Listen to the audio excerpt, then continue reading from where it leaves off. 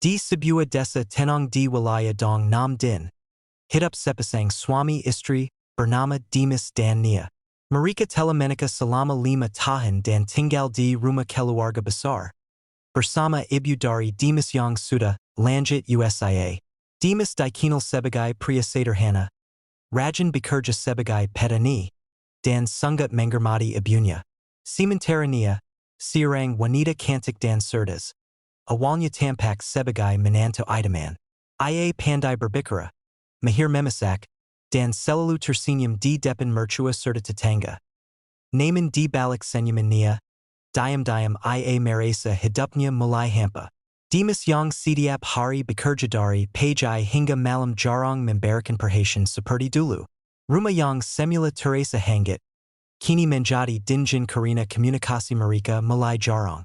Nia Meresa Seperti Hanya Menjadi Pelayan Rumah. Bukan Istri Yang Disintai. Ia Mulai Banyak Menghabiskan Waktu di Luar Rumah. Berdala Membeli Bahan Makanan Atau Menjengguk Taman. Padahal Ada Hal Lain Yang Ia Sembunyikan. Ibu Dimas, Meski Sudah Tua, Masih Memiliki Insting Yang Tajam. Ia Sering Memperhatikan Perubahan Sikap Nia Yang Semakin, Sering Berdandan Berlebihan, Saat Keluar Rumah Dan Pulang Dengan, Wajah Lila Naman Puas. Beberapa Tetangga Bahkan Mulai Berbisik. Naman Bilam Ada Bukti Niata Yang Bisa Ditunjukkan. Dimas, di Sisi Lain, Tetap Memperkayai Istrinya Sepenuh Hati. Tak Pernah Sedikit Pun Curiga Bawa Ada Badai Besar Yang Perlahan Menjintai Rumah Tangganya. Hari-hari Terus Berlalu. Dan Dimas Tak Tahu Bawa Sinta Dan Kasishan Yang Ia Jaga Dengan Sepenuh Hati Mulai Dikabik-kabik Ola Orang Yang Paling Ia Perkaya. Dan di Balik Semua Itu. Nia Sedang Merancanakan Seswa to Yang Tak Hanya Akan Mengenkirkan Rumah Tangganya. Tetapi juga Mengkering Kehormatan Keluarganya di Mata Masyarakat. Semua Bermula Dari Sibua Pertemuan Tak Sengaja di Pasar Tradisional Desa Sabila. Saat Itu. Nia Sedang Membeli Bahan Makanan Seperti Biasa. Di Antara Karamunan Pedagang Dan Pembeli. Ia Bertemu Dengan Sirang Pria Bernama Arman. Penjual Bahan Bangunan Yang Sering Memasak ke Desa-desa Sekitar. Arman Berpenampilan Rapi, Wangi, Dan Memiliki Cara Berbikara Yang Sopan Naman Penuh Pesona. Tatapan Matanya Tajam, Naman Mampu Membuat Siapa Pun Meresa Dihargai. Percakapan Mereka Awalnya Hanya Sebatas Tawar Menawar Hargasiman. Tetapi Dari Sana, Hubungan Yang Tak Seharusnya Dimulai Dengan Perlahan. Beberapa Hari Kemudian, Arman Kembali ke Pasar Yang Sama, Dan Kembali Menyapa Nia. Ia Memuji Penampilannya, Bertanya Sol Keluarga, Dan Menunjukkan Perhatian Yang Selama Ini Mulai Hilang Dari Dimas. Nia Yang Kesipian Meresa Tersanjung. Ia Tidak Langsung Jatuh Hati. Tetapi Ia Merasakan Getaran Berbeda. Getaran Yang Selama Ini Ia Rindukan Naman Tak Pernah Ia Dapatkan Lagi Dari Suaminya. Hari demi hari, Pertemuan Itu Semakin Sering Terjadi. Mereka Mulai Saling Bertukar Nomor, Awalnya Dengan Daily Business. Naman Komunikasi Luat Pesan Berubah Menjadi Obrolan Pribadi Yang Semakin Dalam. Arman Tahu Bagaimana Mengambil Hati Sirang Wanita Yang Sedang Haus Perhatian. Ia Pintar Merangkai Kata, Pandai Memberi Waktu. Dan Tahu Kapan Harus Menunjukkan Kechalusan, Meski Semua Itu Hanyalah Topping. Nia, Yang Awalnya Masih Meresa Bersalah, Perlahan Mulai Menormalisasi Semua Yang Ia Lakukan. Ia Berkata Pada Dirinya Bawa Ia Hanya Buta Taman Bicara. Naman Dalam Hatinya. Ia Tahu Bawa Parasannya Telah Melangkah Lebih Jauh. Ia Mulai Menyembunyikan Ponselnya. Mengapis Pesan. Dan Berdala ke Warung Jaw Agar Bisa Bertemu Arman di Tempat Tersembunyi. Kebahangan Kesel Itu Lambat Lawn Menjadi Kebiasaan. Pada Suatu Sore, Saat Dimas Pulang Lebih Awal Karina Hujan Deras. Ia Tak Menemukan Nia di Rumah. Ibu Dimas Bilang Bawa Nia Pergi Sejak Shang Dan Bilang Pulang. Hujan Turun Makan Lebet. Dan Dimas Mulai Khawatir. Naman Saat Nia Kembali Malam Harinya Dengan Pakaian Sedikit Basa Dan Aroma Perform Yang Azing. Ia Berkata Ia Hanya Terjebak Hujan di Rumah Temannya. Dimas Perkaya. Ia Tak Tahu Bawa Sur Itu. Nia Justru Berada di Sebuah Warung Kosong di Pinggir Jalan Bersama Arman. Menikmati sekankar kopi dan pelukan hangit yang bukan milik suaminya. Perselingkuhan yang semula tampak ringan perlahan berubah menjadi API yang mengganggukan. Dan dalam diam, ibu Dimas mulai mengumpulkan patangan-patangan kebenaran. Ia tahu, sesuatu sedang terjadi di balik senyum manis menentunya. Tapi ia masih menahan diri, bilam ingin mengangkirkan hati putranya. Setidaknya bilam sekarang. Hari-hari di rumah Dimas semakin terasa dingin. Meskipun musim panas sedang berlangsung. Nia kini lebih sering keluar rumah dengan alasan membantu tetangga, menemani temannya yang sakit, atau mencari bahan masakan yang katanya hanya bisa ditemukan di pasar desa lain. Namun sebenarnya, semua alasan itu adalah tameng untuk menyembunyikan pertemuannya dengan Arman. Pertemuan yang awalnya hanya singkat, kini berubah menjadi hubungan terlarang yang penuh gara. Dijaludi dengan kesadaran penuh bahwa ini adalah pengkhianatan terhadap ikatan suci pernikahan. Ibu Dimas, yang selama ini diam, mulai bertindak dengan cara halus. Ia mulai memperhatikan jam pulang Nia, because jejak alas kakinya yang menggara ke jalan belakang. Dan bahkan aroma asing yang sesekali masih melekat di pakaiannya. Meski sudah lanjut USIA, sang ibu memiliki kapkan tinggi terhadap gerak-gerik manusia. Apalagi ini menyangkut rumah tangga putranya sendiri. Suatu malam, saat Dimas tertidur, ibunya memanggil Nia dengan suara lembut. Mereka duduk di dapur, diterangi lampu minyak kesel. Kamu sayang Dimas, kan? Tanya sang ibu liri, namun penuh makna. Nia hanya tersenyum, lalu sipat-sipat pamit kembali ke kamar, mencoba menyembunyikan rasa gagapnya. Keesokan harinya, Ibu Dimas sengaja meminta tolong Nia mengantar makanan ke rumah tetangga yang sebenarnya tidak sedang sakit seperti yang dikatakan. Itu adalah bagian dari rencananya untuk memastikan kecurigaannya benar atau tidak. Namun Nia malah pergi ke arah yang berlawanan. Dalam diam, sang ibu menggoda seorang anak kesel tetangga untuk menjekuti diam-diam kemana arah Nia pergi. Tak disangka, si kesel itu pulang dengan wajah bingung dan berkata bahwa tant Nia masuk ke rumah abang yang jual pasar di ujung kebun. Jantung sang ibu berdegup kencang. Ia kini yakin, kecurigaannya bukan sekedar persangka kosong. Sementara itu, Dimas semakin sibuk dengan sewa dan ladang, menyiapkan musim tanam yang akan datang. Ia tak punya waktu memikirkan hal-hal yang aneh dari istrinya. Baginya, selama rumah terjaga, makanan selalu tersedia, dan ibunya tampak sehat, maka semuanya baik-baik saja. Ia tak sadar bahwa setiap kali ia pergi bekerja, wanita yang ia cintai sepenuh hati justru membuka pintu hati dan tubuhnya untuk pria lain. Namun, langit tak selamanya biru. Hubungan rahasia ini mulai membawa dampak ke dalam rumah. Nia yang semula rajin kini menjadi sering lupa memasak, tak lagi memperhatikan kebersihan rumah, dan bahkan mulai membalas omlan ibu mercuanya dengan nada tinggi. Kekorban mereka perlahan runtuh, dan atmosfer rumah yang dulu hangat berubah menjadi penuh ketegangan. Ibu Dimas mulai menulis semua kejadian mencurigakan dalam buku catatannya. Ia tak ingin langsung menyudah tanpa bukti, tapi ia bersiap. Karena ia tahu, jika kebenaran ini sampai peka, hati putranya bisa hancur berkeping-keping. Namun sebagai seorang ibu, ia juga sadar bahwa ia tak bisa membiarkan anaknya terus hidup dalam kebohongan yang menyakitkan. Dan di balik semua itu, Nia dan Arman kini sedang merencanakan sesuatu yang lebih besar.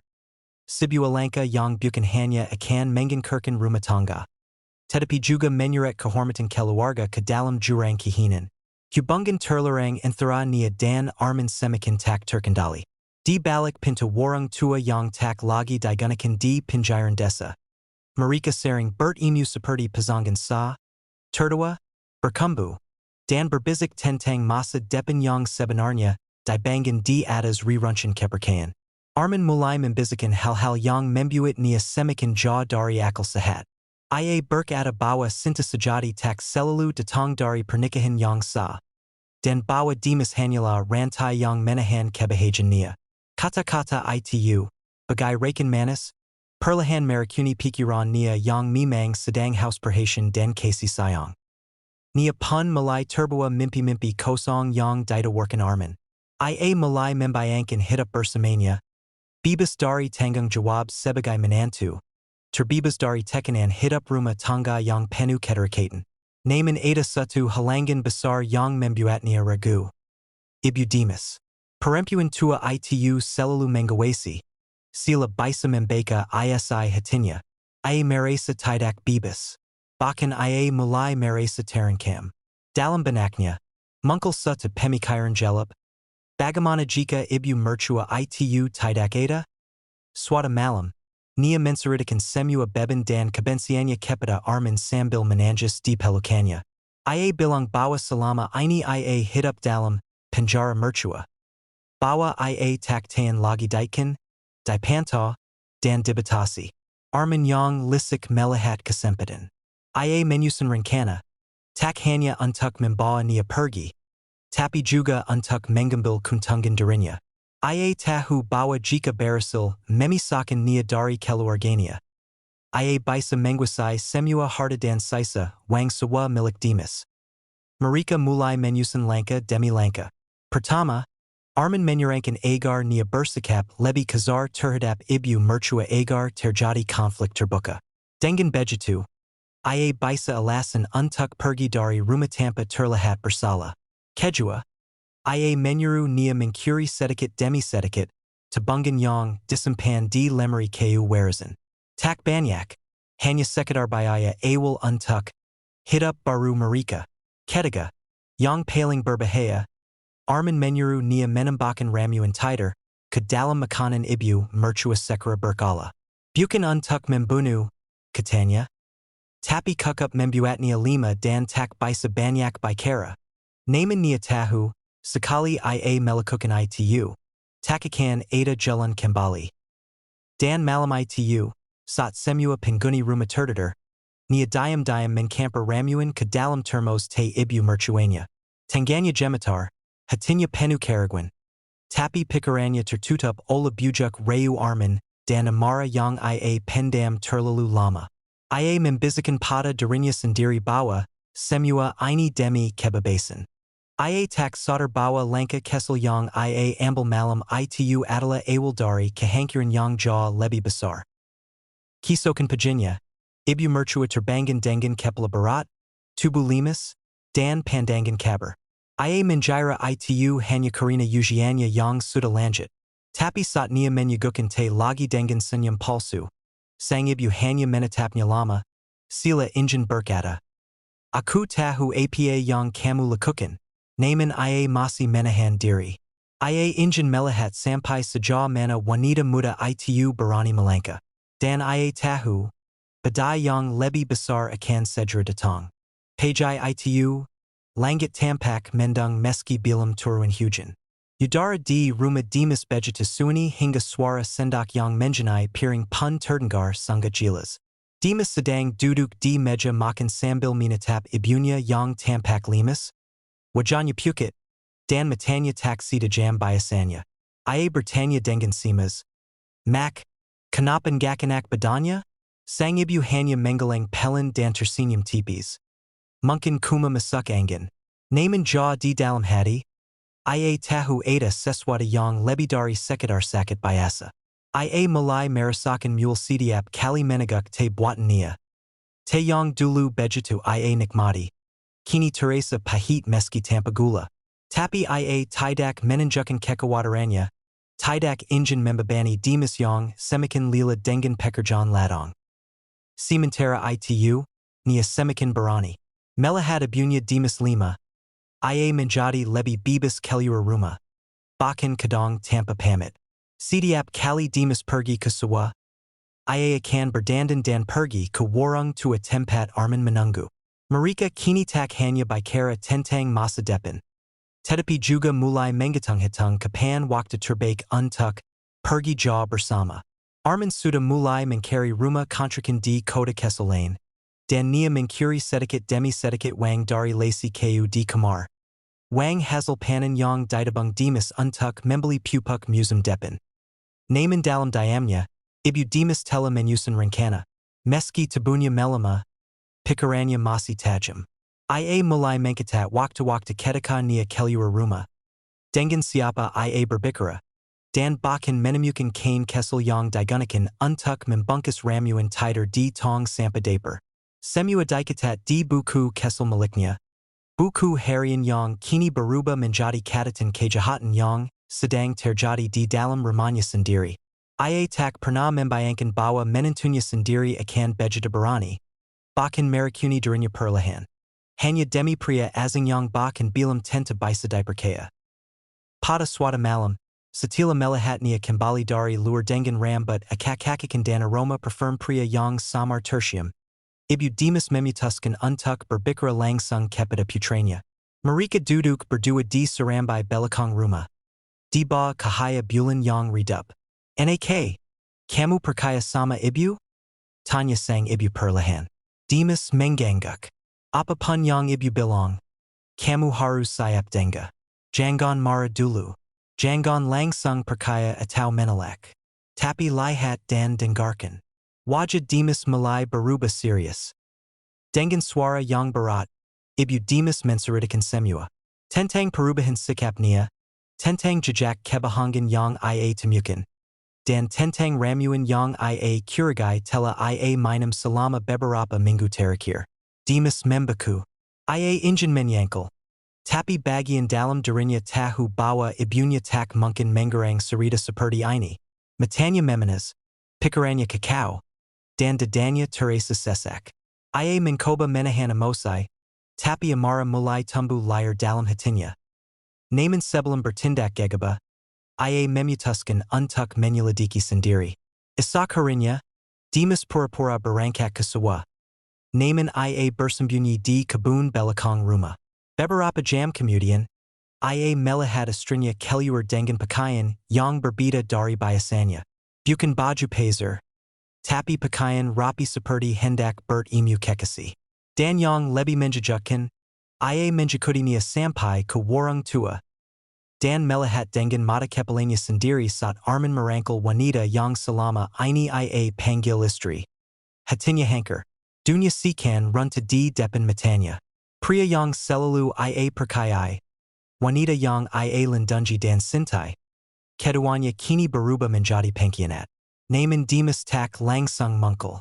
Ia memulai kembali pulang dalam diam, memejamkan mata di kamar, menahan air mata yang ingin tumpah. Malam itu, ia duduk di samping ibunya yang sudah terlelap, menggenggam tangan tuanya dengan erat. Ia tahu, besok pagi, semua akan berubah. Pagi hari itu datang dengan langit kelabu. Sila ikut menyaksikan retaknya sebuah rumah tangga yang dulu tampak utuh. Demas terbangun lebih awal dari biasanya. Matanya sembab karena semalaman tak tidur.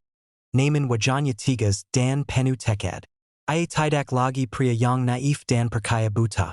Ia kini adalah seorang suami yang telah disakiti secara mendalam oleh dua orang yang paling ia percayai. Diam-diam, ia menyiapkan rencana untuk menggungkapkan semuanya secara langsung. Bukan dengan kemarahan buta, melainkan dengan kebenaran yang tak terbantahkan. Hari ini, semua topping harus dibuka. Sekitar pukul 9 pagi, nia bersiap-siap keluar rumah lagi. Ia membawa tas Kessel dan mengenakan parfum yang sama seperti biasanya saat akan bertemu Arman. Demas berpura-pura pergi ke sawah lebih awal. Namun sebenarnya ia hanya bersembunyi di gudang belakang. Vegetania pergi. Demas mengendap-endap mengikuti dari kejauhan. Memastikan ia menuju ke tempat yang sama.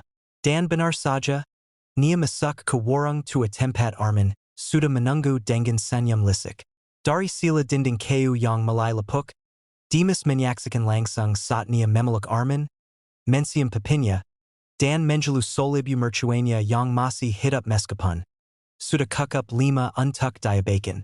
Ucapan itu seperti sembelu yang menyayat hati Demas. Ia hampir menerobos masuk, tapi ia menahan diri. Ia merekam semuanya diam-diam dengan kamera Kessel yang sebelumnya ia pinjam dari teman sekampung. Setelah merekam kukup bukti, Ia pulang diam dan menyembunyikan rekaman itu. Saat nia pulang pada sore harinya dengan senyum palsu, Dimas menatapnya datar, tanpa sepeda kata. Namun dalam pikirannya, ia sudah tahu. Malam ini akan menjadi malam penghakiman. Setelah makan malam, Dimas mengajak Nia dan ibunya duduk bersama di ruang tamu. Nia sedikit panik tapi masih berusaha bersikap tenang. Suasana tegang menggantung di udara. Dimas lalu menyalakan televisi yang ia sambungkan ke kamera kesel itu. Dan memperlihatkan rekaman perselingkuhan Nia bersama Arman. Detik demi detik, suara tawa mereka, pelukan mesra.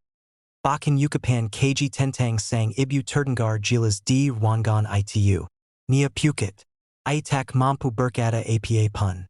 Mulutnya gemetar, matanya membesar. Sila ingin menyangkal tapi tak bisa. Ibu Dimas menunduk dengan napas berat. Tangannya menggenggam baju dengan erat, dan air matanya menitis diam-diam. Selama ini aku diam karena aku percaya padamu. Suara Dimas akhirnya peka. Tapi ternyata, yang kamu lakukan bukan hanya mengkhianatiku sebagai suami. Tapi juga mencoba mensalakai ibuku. Perempuan yang bahkan rela berbajai atap denganmu. Nia mencoba membela diri, menangis, memohon ampun, menyalakan kesepian, menyalakan kiden. Tapi Dimas hanya menatapnya dengan hampa. Kalau kamu merasa kesepian, kamu bisa bicara. Tapi kamu pilih jalan lain. Kamu pilih membunuh perlahan. Suasana berubah menjadi ledakan emosi. Ibu Dimas, yang selama ini menahan rasa sakit, akhirnya bersuara. Kamu bukan hanya durhaka. Kamu telah menanam karma yang suatu hari akan kamu tuai. Dan aku tidak akan mengetukmu. Karena hidup sendiri yang akan menunjukkan balasannya. Nia tak bisa menyangkal lagi. Ia terjatuh di lantai. Menangis histeris. Memohon agar tidak diusir. Namun Dimas hanya berkata, besok pagi, kamu keluar dari rumah ini. Semua sudah selesai. Malam itu, Nia tidur di kamar belakang sendirian. Tak ada pelukan, tak ada belian, tak ada simpati. Sementara Dimas tidur di samping ibunya, memegangi tangan yang telah membesarkannya. Tangan yang hampir dirikan oleh orang yang ia percayai. Ia tahu hidup tak akan sama lagi. Tapi ia juga tahu, hari ini, kebenaran sudah menang atas kebohongan. Pagi itu, tak seperti biasanya, suasana rumah Dimas Teresa tegang sejak matahari mulai menyinari halaman.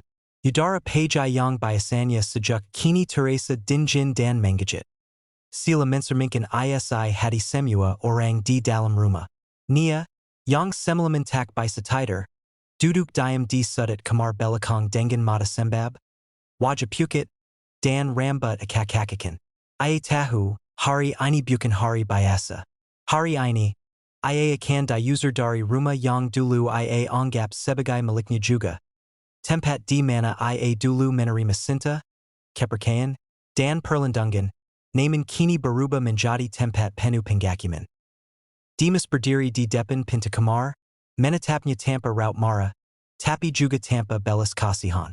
Waktunya kamu pergi, Nia. Aku sudah bungkuskan semua barangmu. Koper ada di ruang depan. Aku enggak akan memanggil warga atau bikin keributan. Aku cuma minta satu. Jangan pernah kembali ke rumah ini. Ucapnya datar, namun tajam menusuk hati. Nia menunduk, air matanya jatuh tanpa suara. Ia ingin berteriak, memohon, menjelak, tapi semuanya sia-sia. Semua sudah telanjur. Ketika ia melangkah keluar dari kamar, ibu mertua berdiri di depan, membelakannya, dengan satu tangan menepang tubuhnya yang masih lima. Ia tak berkata sepeda kata pun. Ia bahkan tak mau menatap wajah Nia. Diamnya lebih pedih daripada ribuan makian.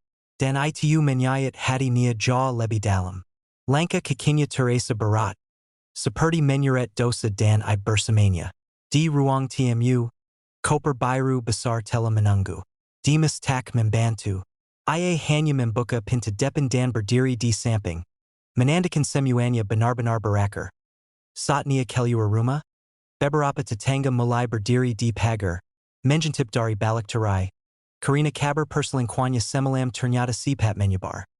Bukan dari Dimas, Melainkan dari Anak Kessel yang Dulu Dikairam Sang Ibu Untuk Menjakudinia, Boka itu Berserta Ketamantamanya, Dan Berita itu Meladak Seperti API Meniamber Bensin.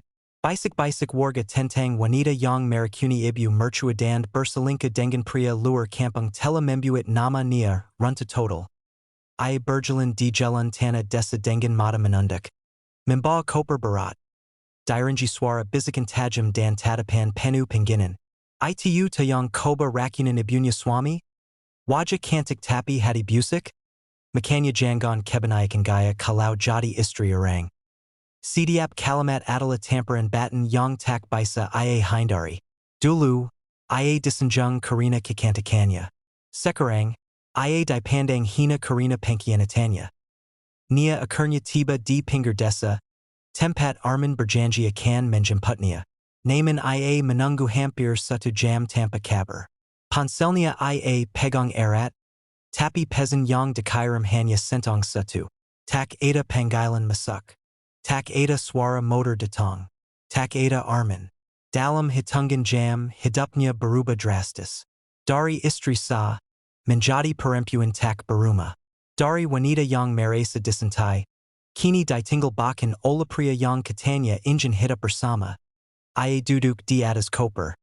Menanjas Tersidu, Tak Tahu Harus Kemana. Orang Tuanya Sudah Lama Tinggal di Luar Kota. Dan Ia Malu Untuk Kembali Dengan Ibu Seperti Ini. Ia Menyadari Bahwa Semua Yang Ia Bangun Bersama Arman Bukanlah Cinta Sejati. Melainkan Nafsu Semu Yang Kini Telah Menghabisi Segalanya. Cinta, Kehormatan, Dan Masa Depan di Kejauhan. Dimas Berdiri di Samping Pohon Besar. Melihat dari Jauh Dengan Mata Berkakaka. Ia Tak Membenci. Tapi Ia Juga Tak Akan Kembali. Virginia Luka Ini Terlalu Dalam.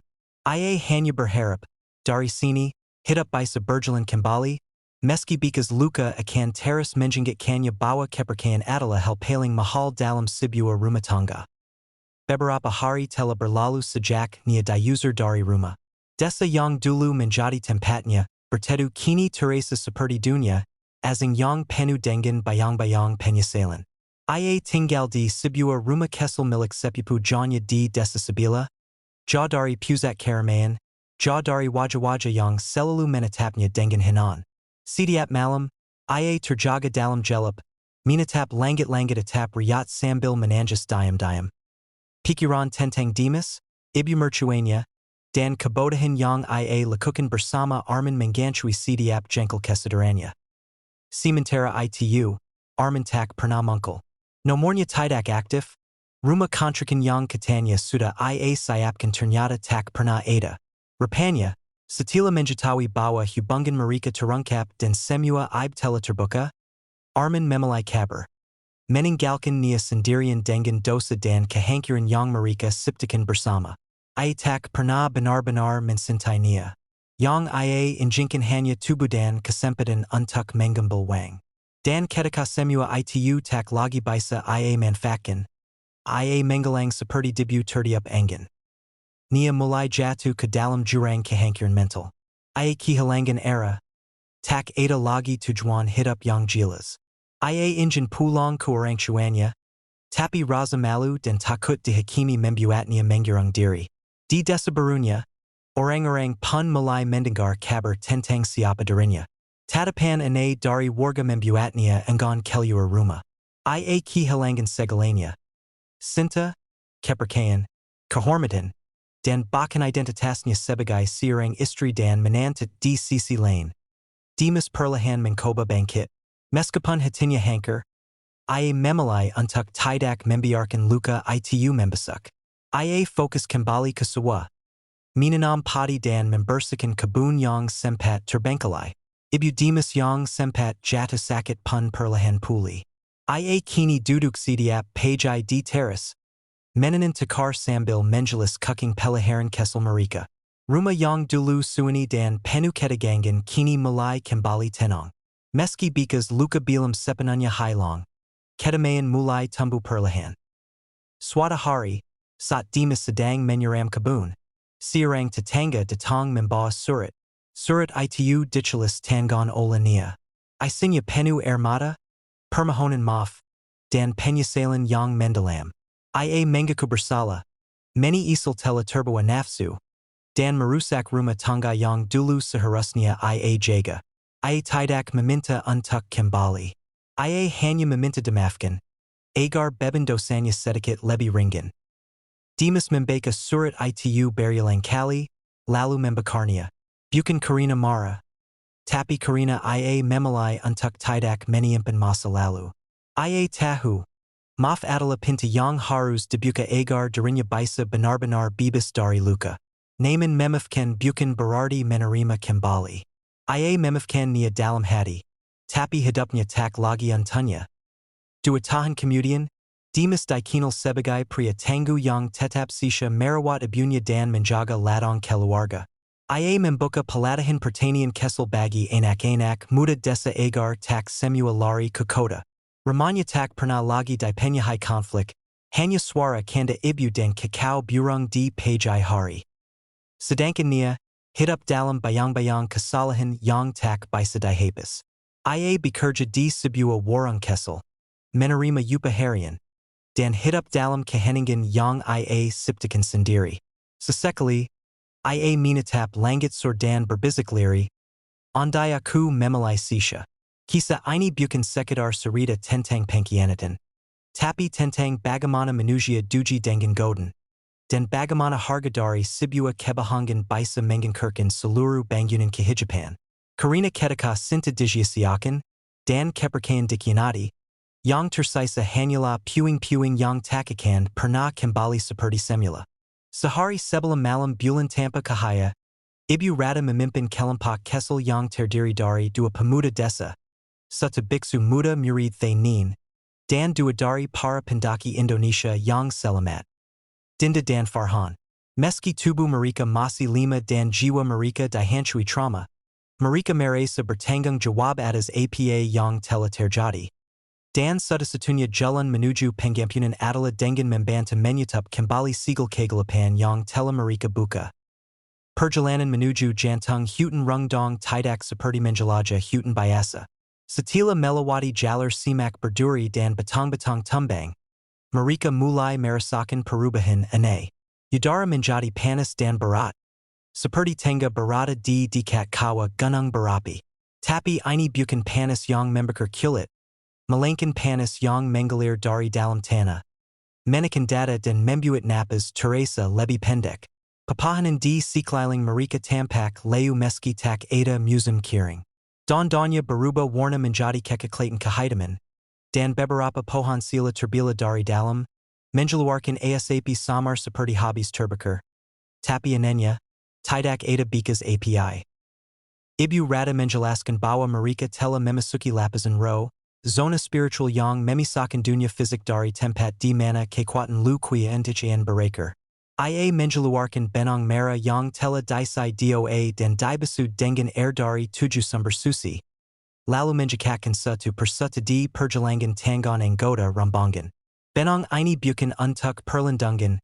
Tapi Untuk Menjengakkan Siapa Kalian Sebenarnya. Jika Kalian Tersat Di Antara Bayangan Dan Kahaya. Ukapnya. Ketika Mereka Semakin Dalam. Suara-suara Mulai Terdengar Dari Balik Papahanan. Bukan Suara Binatang. Tapi Seperti Percakapan Samar. Radapan. Dan Bizikan Yang Saling Berlapis. Dinda Mulai Menanjas Diam-Diam. Ia Mendengar Suara Ibunya Yang Telah Lama Meninggal. Memangilnya Dari Kejahan. Farhan Melihat Bayangan Adiknya Yang Pernah Tenggelam Di Danau Sewaktu Kessel. Jangan Perkaya. Kata Biksu Muda Itu. Itu Bukan Suara Mereka. Itu adalah roh yang menjenakan wajah orang yang kita rindukan. Agar kita menali. Dan tersat. Akhirnya mereka sampai di sebuah kawasan terbuka yang sangat berbeda dari wilayah hutan lainnya. Tidak ada pohon. Tanah hitam dan kering seperti terbakar habis-habisan. Di tengahnya, berdiri sebuah struktur bata menyerupai altar kuno. Berbentuk bintang delapan dengan pilar-pilar pendek di sekelilingnya. Di pusat altar itu terdapat sekunggan kessel. Sila tempat itu pernah digunakan untuk menampung cairan. Mungkin minyak pembakar jiwa, tak ada yang tahu pasti. Di sekeliling altar, terdapat ukuran simbol kuno serupa yang mereka lihat di sekitar patung. Namun yang ini lebih kompleks dan berlapis. Beberapa bagian simbol itu tampak terapis. Seakan-akan dikikar atau dikikis oleh sesuatu yang tak ingin sigil itu tetap utuh. Ibu rada bersujud, menyentuhkan dahinya pada batu altar. Ia menangis. Tempat ini adalah ruang penyacuan. Di sinilah lu qui en pertama kali menyalakan API dari jiwa manusia. Ia memulai korban dari kalangan pemuda. Jiwa yang belum ternoda, penuh potensi, penuh emosi. API paling kuat lahir dari luka batin dan kesedihan mendalam. Itulah mengapa ia masih haus hingga sekarang. Rambangan segera menyiapkan perlindungan spiritual. Garam didabar membentuk lingkaran di sekeliling altar.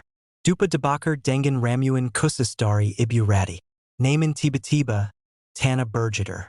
Pilar-pilar altar bergerak pelan, dan dari balik tanah retak, UAP panas mulai muncul disertai suara lirih. Sila puluhan orang berbicara serempak dalam bahasa yang sudah lama punah. Lalu muncul sosok-sosok bayangan dari kejauhan. Tinggi, berwarna hitam kelam, bentuk mereka samar seperti terbuat dari sap dan jelaga. Dengan mata merah menyala kesel di tengah wajah tanpa bentuk. Mereka tidak melangkah, melainkan melayang, dan tubuh mereka meninggalkan jejak seperti orang yang terbakar perlahan. Ibu rada berdiri dan berkata dengan tegas. Itulah para penjaga arung. Roro korban pertama. Mereka terjebak tidak hidup, tidak mati. Mereka akan mencoba menggalangi kita. Farhan maju ke depan, tubuhnya gemetar tapi matanya tajam. Biarkan aku yang berbicara pada mereka. Mereka butuh seseorang yang menjadi luka mereka. Ia masuk ke lingkaran altar, dan ketika ia menatap para penjaga arung itu. Satu persatu bayangan itu berhenti bergerak. Mereka mendekat perlahan, menjpung Farhan. Tapi anehnya, tidak satu pun menyentuhnya. Mereka sila hanya menjelalinnya, meratap, dan kemudian menggelang. Ibu rada menjelaskan bahwa Farhan kemungkinan memiliki jiwa terbakar. Jiwa yang hampir terperangkap namun belum sepenuhnya rusak. Itulah sebabnya ia bisa berkomunikasi dengan mereka. Tapi ia juga memperingatkan.